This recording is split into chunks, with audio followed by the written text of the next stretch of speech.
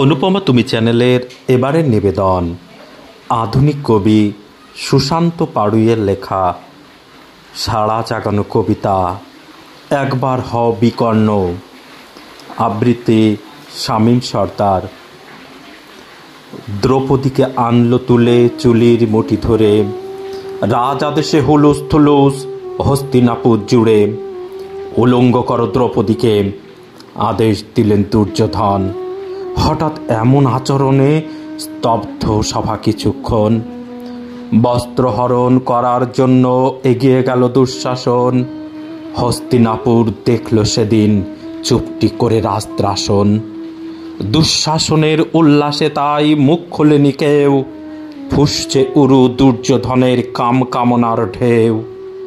ভীষ্ম বিদুর দ্রোণাচার্য কৃপাচার্য কর্ণ তাই চুপ করে রয়।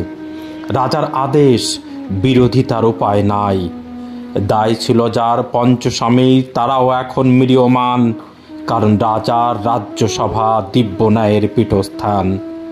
নীরবত চাদর গায়ে বস্ত্রহরণ পালা, লোভ লোভাতুর দুর্যোধনের মেটাতে কাম জ্বালা। ভারী হয়ে এলো বাতাস দুঃশাসনের হুঙ্কারে, আকাশ কেঁপে উঠল সেদিন যাজ্ঞসেনীর চিৎকারে। সে চিৎকারে কেউ আসেনি বন্ধ সভার দুকর্ণ, এগিয়ে কেবল এলো সেদিন কুরুকুলের বিকর্ণ।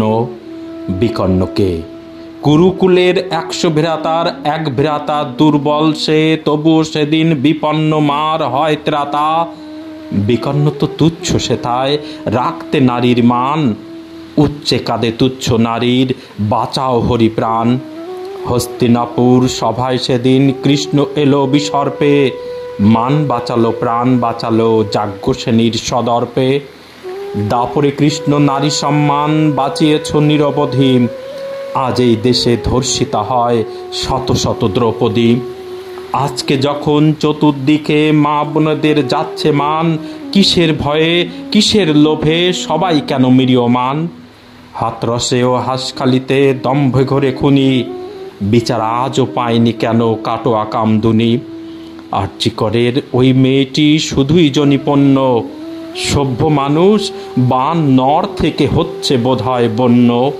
তুমিও কি ওদের মতোই থাকবে নীরব দর্শক? তাহলে তো অন্য কথার তুমিও হও ধর্ষক। মুক্তজনী খাদ্য যাদের পুরুষ নামের নৃপংসক, এখনও কি থাকবে নীরব? তুমিও কি কাম উপাসক? অন্ধকারের এ বুক জুড়ে একটা সকাল চাই, হোক কলরব সমস্বরে ঝকঝকে রোদ পাই। হোক প্রতিবাদ দিকবিদিকে তুচ্ছ আমরা মোটেও নই, বলবো এবার সাহস করে ও রাজা তোর কাপড় কই।